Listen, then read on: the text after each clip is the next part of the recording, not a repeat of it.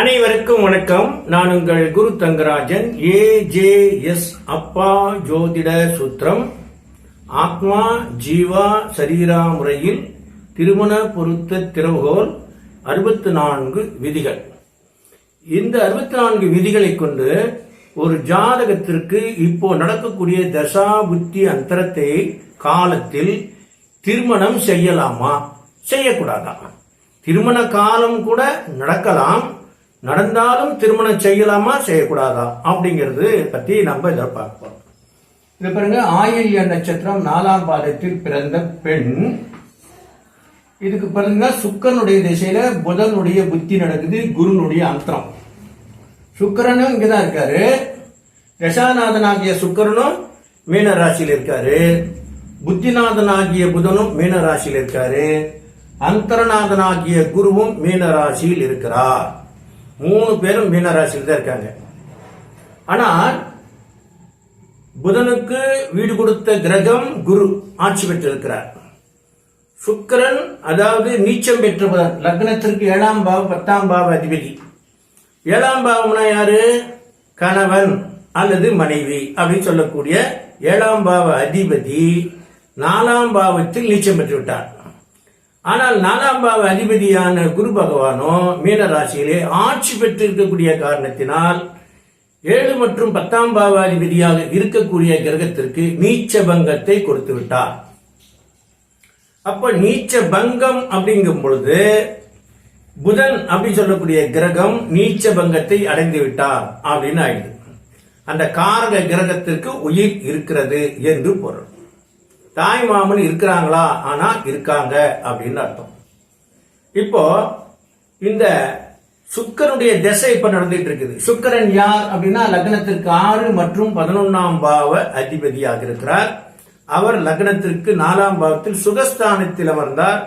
சுகஸ்தான அதிபதியுடன் கூடினான்.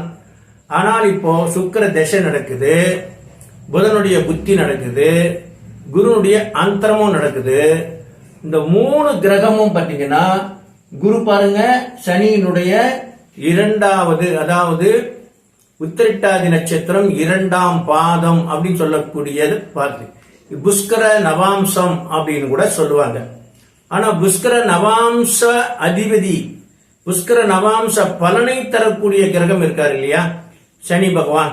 அவர் எப்படி இருக்காரு? அவரு நீச்ச ராசியில் அமர்ந்தார்.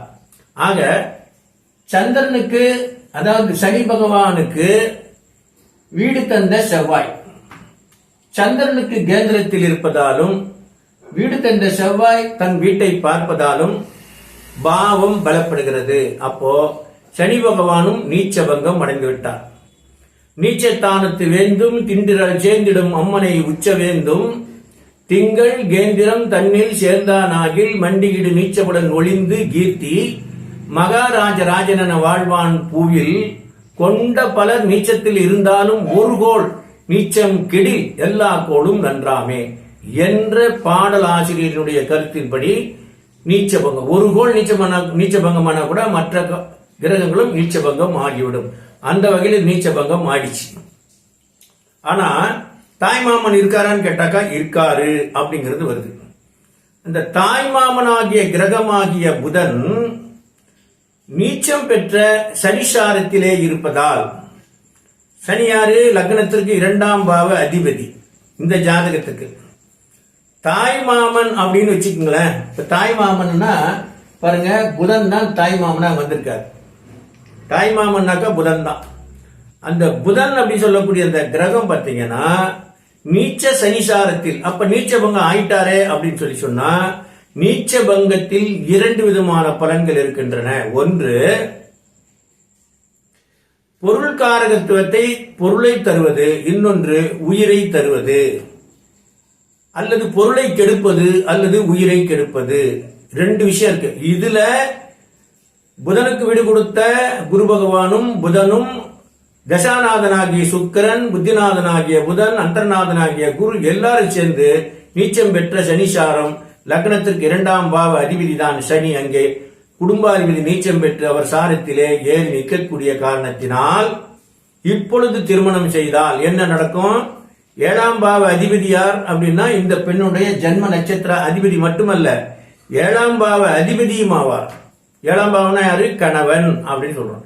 அப்ப 7ஆம் பாவத்தினுடைய புத்தியும் நடக்குது. தசாநாதனும் சுக்கிரன், புத்திநாதனாக இருக்கக்கூடிய புதன் ஜென்ம நட்சத்திராதிபதியும் 7ஆம் பாவ அதிபதியும் ஆவார்.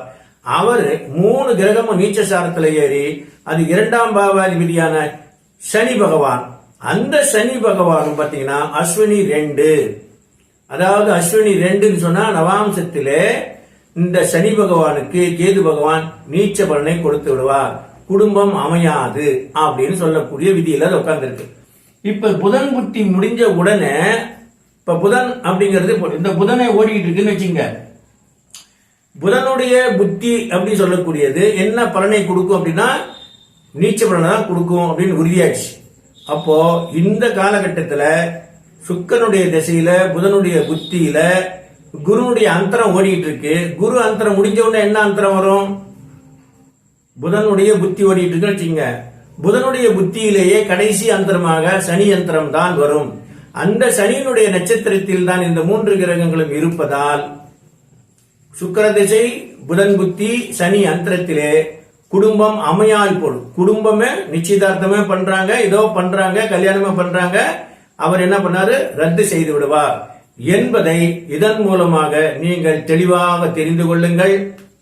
தொடர்ந்து நீங்கள் என்னோடு பயணிங்கள், நானும் உங்களோடு தொடர்ந்து பயணிக்கிறேன். அப்பா ஜோதிட சூத்திரத்தினுடைய 64 விதிகளை நீங்கள் தெளிவாக தெரிந்து கொள்ள அப்பா ஜோதிட சூத்திரம் பாருங்க, 944 28 94 699 என்ற வாட்ஸ்அப் எண்ணிலே தொடர்பில் வருங்கள். உலகத்தின் எந்த பகுதியில் இருந்தாலும் இந்த விதியை நீங்கள் கற்று தேர்ந்து நீங்கள் ஜோதிடராக, ஜோதிடத்திலே பொருத்தம் பார்க்கக்கூடிய சவாலான வேலையை எடுத்து திருமண பொருத்த நிபுணராக உங்களை உருவாக்குவது அப்பா ஜோதிட சூத்திரம்.